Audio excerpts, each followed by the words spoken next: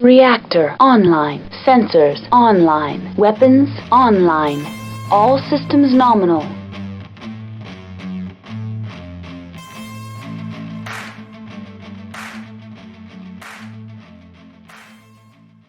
Hello everyone, Carrie here. This is going to be a quick video.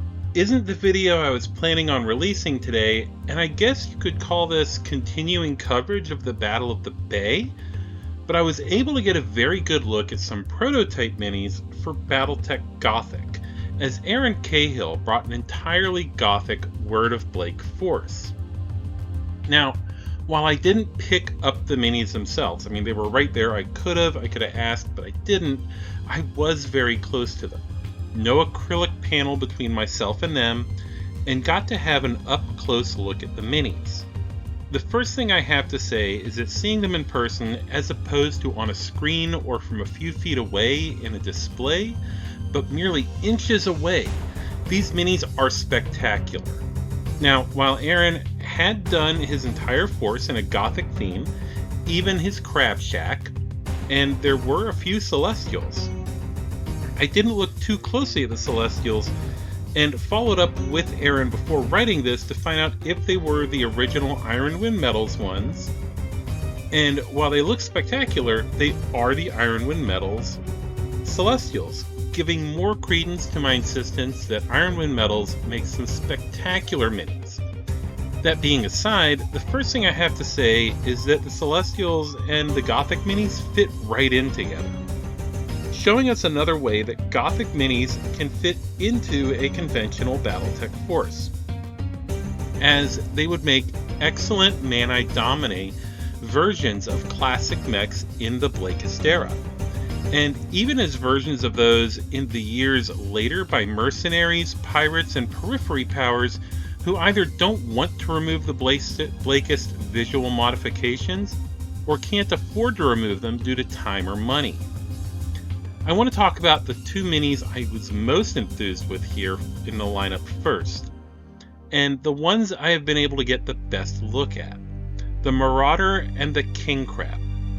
First thing to say is that the Marauder was a bit bigger than the one we're used to. In talking to Aaron, this was intentional and a carefully thought out decision. I have to say that I'm very happy with their decision to do the Marauder slightly larger, as it allows for it to have a very imposing presence and also gave them much more room to play with, allowing for some fantastic details to be added to the mech. And that doesn't even include the added bits and details that give an even more Gothic feel, like banners and spikes. In addition to this, the Marauder's carapace seems to feel a little more organic, with a more curved appearance, which harkens back to the original Marauder sculpt that many of us remember and love from the early days of BattleTech. The King Crab shares many of these qualities, with added spikes and details only adding to the look of the machine, as they are contrasted with a more fluid, almost natural look and lines which evoke the likeness of a crab itself. And with the added bulk and more maw-like openings of the claws only giving a even more crab-like feeling than its standard counterpart. The loadout looks the same as what we're familiar with, and while it looks to be a tad smaller than the standard king crab in the torso, this is made up for with added bulk to the arms and legs along with the additional accents. When we get to the Phoenix Hawk, in the promotional pictures the Phoenix Hawk worried me, but seeing it in person, it is done really well. The side torsos feel like they have a bit more heft to them, and the chest plate is a bit bulkier than what we're used to, but once again, I feel like this would be right at home as part of a Mani Domini unit, or even just a Word of Blake mech that has been treated with more reverence than standard machines because of some kind of special place that it may have to either the Mechwarrior themselves or because of some position of honor that it holds in a unit. The mech has spiky shoulder armor, and also the jump pack is highly embellished, almost as a way to show that this machine is somehow more valuable because of the fact that it can push past the bounds of gravity, even if only for a moment. When we get to the last of the mechs, which were from the Gothic box set, and that is the Firestarter. Unfortunately, I didn't really get good shots of it, though from the group shot we get a pretty good look at it. While I like to give the Firestarter a hard time, the promo shots really don't do it justice. The Firestarter has a decidedly Gothic themed look, but also does a really good job of interpreting the design, and has a decidedly more technical readout 3025 look to it than the current version of the machine. I think this is because of the joints, which use a segmented joint system instead of the open actuators that we have become more used to seeing now. The mech also looks to be in scale with what we have now, and for the most part I like the details. Although I'm not a big fan of the ones on the head, for some reason those just rub me the wrong way. So overall, from what I have seen so far from actually seeing these minis in person, I am impressed. Will I be playing games of Gothic? Probably not, though I will definitely be picking these up, and would totally buy a box of just the minis from Catalyst if they offered it, as I would most likely use these for Word of Blake forces. And of course, I would need a second Marauder at a minimum so I could have one for Unicorn Company. I mean, the Marauder does have a horn with the AC5 sort of. I do wish that there were more of the Gothic minis there.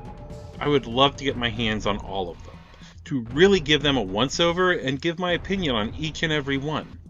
So far though, everything I have seen looks really good, and I can't wait to have these in my hands.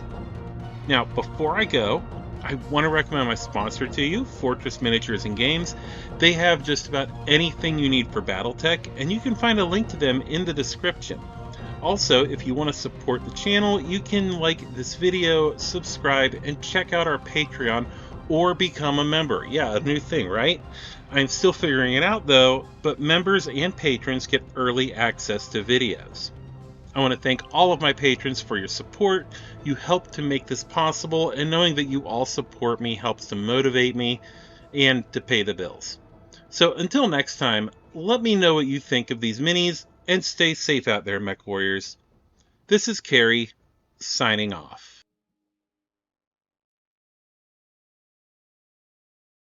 I want to thank all of our patrons who help make this possible.